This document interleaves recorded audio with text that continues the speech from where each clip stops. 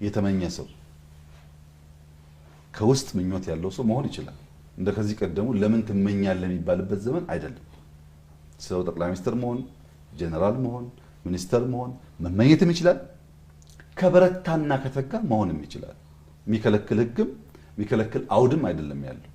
ብዙዎች ያን እንዲመኙ ለዚያም እንዲተጉም እንፈልጋለን። ግን ያለኝ ምክር